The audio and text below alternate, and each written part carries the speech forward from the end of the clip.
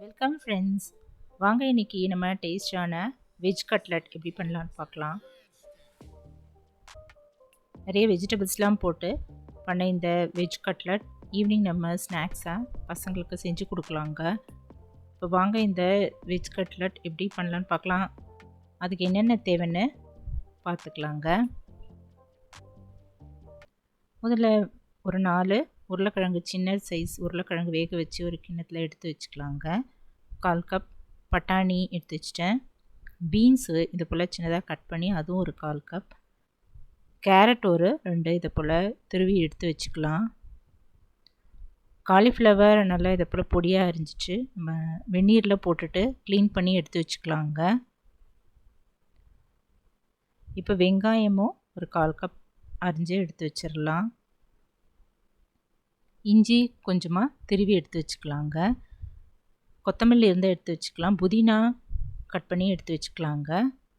தேவையான பச்சை மிளகாய் ஒரு 2 கட் பண்ணி எடுத்து வச்சுக்கலாம். மைதா ஒரு 1/2 கப் எடுத்து வச்சுக்கலாங்க.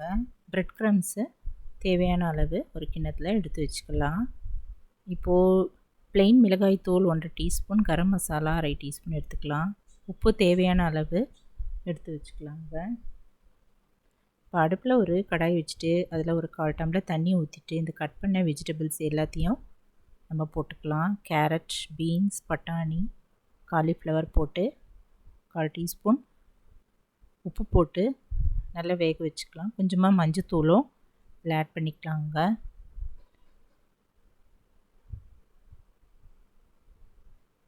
இதுக்கு நடுவில் நம்ம மைதா மாவும் கரைச்சி எடுத்து வச்சுக்கலாம்.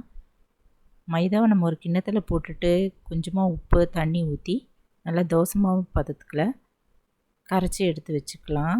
இப்போ நம்ம இந்த கட்லெட்லாம் முக்கி பிரெட் க்ரம்ஸில் பரட்டி எடுக்கிறதுக்கு நம்ம இது போல் கரைச்சி எடுத்து வச்சுக்கலாங்க.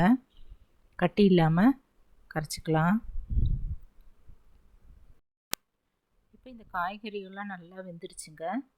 இப்போ தண்ணியெல்லாம் வற்றிடுச்சு. இப்போ ஸ்டவ் பண்ணிவிட்டு இறக்கி வச்சுக்கலாம். இது கூடவே வேக வச்சு தோல் உரித்து வச்சுருக்கிற பொட்டேட்டோ உருளைக்கிழங்கும் இதில் போட்டு அது சேர்த்து நம்ம கிளறிக்கலாங்க. அது இன்னொரு பாத்திரத்தில் போட்டு இதை போல் மேஷ் பண்ணிக்கலாம். நல்லா இதை எல்லாத்தையுமே மேஷ் பண்ணி எடுத்து வச்சிடலாங்க.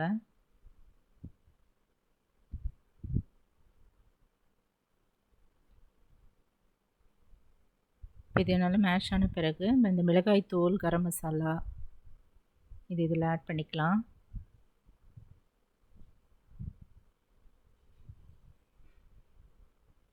பண்ணிவிட்டு நல்லா பிசைஞ்சிடலாங்க. நல்லா கெட்டியாக பிசைஞ்சிக்கலாம்.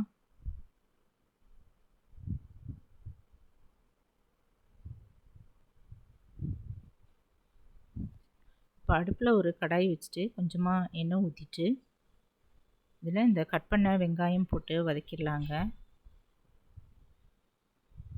கூடவே பச்சை மிளகாய் அதையும் போட்டுடலாம். தேவையான பச்சை மிளகாய் போட்டுக்கலாம். சின்ன பசங்க சாப்பிட்றதா இருந்தால் கொஞ்சம் குறைச்சலாகவே போட்டுக்கலாங்க. நல்லா கலந்துட்டு இஞ்சியும் போட்டு கலந்துக்கலாம். டைஜஷனுக்காக நம்ம இஞ்சியும் இதில் ஆட் பண்ணிக்கிறோம். இப்போ நம்ம கலந்து வச்சுருக்கிற இப்போ புதினா இல்லை கொத்தமல்லி இருந்தால் அதையும் இதில் போட்டுடலாங்க. புதினா இருந்தது போட்டேன்.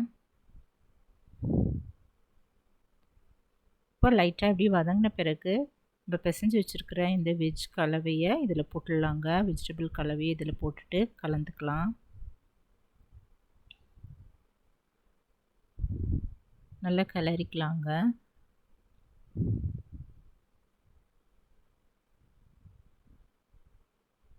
அடுப்புலேயே ஒரு 5 நிமிஷம் வரைக்கும் நல்லா கலந்துட்டு இறக்கி வச்சுக்கலாம். இப்போ இது நல்லா ஆறட்டுங்க. இன்னொரு தட்டில் இதை எடுத்து வச்சுட்டு சின்ன சின்ன பால்ஸாக உருட்டி வச்சுக்கலாங்க. கையில் எண்ணெய் தடவிட்டு நம்ம சின்ன பால்ஸாக உருட்டி ஒரு பிளேட்டில் எடுத்து வச்சிடலாம்.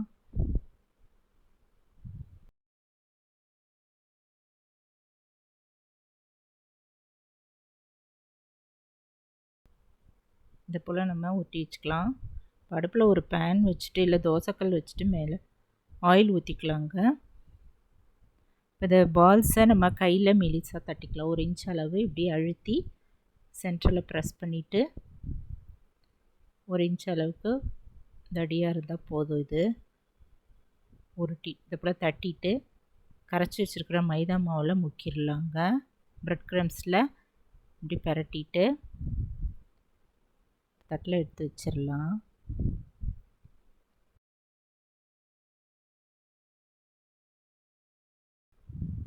இதை போல் நம்ம எல்லா பால்ஸையும் கட்லெட்டாக நம்ம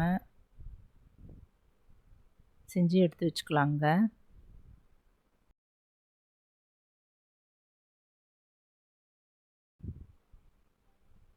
நல்லா எல்லா இடத்துலையும் படுற மாதிரி ப்ரெட் க்ரம்ஸ் எல்லா இடத்துலையும் படுற மாதிரி பரட்டி எடுத்து வச்சுக்கலாம்.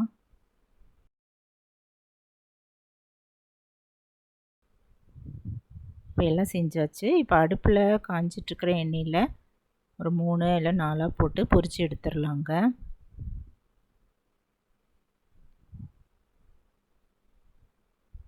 ஷாலோ ஃப்ரையே இதில் பண்ணி எடுக்கலாம். இப்போ ஒரு 3 போட்டிருந்தேன். இது ஒரு பக்கம் நல்லா வெந்து செவந்த பிறகு திருப்பி போட்டுக்கலாம்.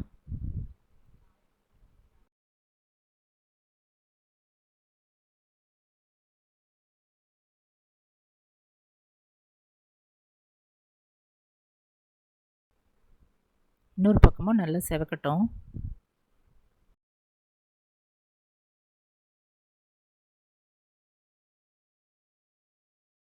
இப்போ 2 பக்கமும் நல்லா செவந்துருச்சுங்க. இப்போது வெஜ் கட்லெட் தயாராகிடுச்சு. இது நம்ம ஒவ்வொன்றா எண்ணெய் அப்படியே வடிகட்டிட்டு எடுத்து வச்சுக்கலாம். இது போல் எல்லா கட்லெட்ஸும் நம்ம ஷாலோ ஃப்ரை பண்ணி எடுத்து வச்சிடலாங்க.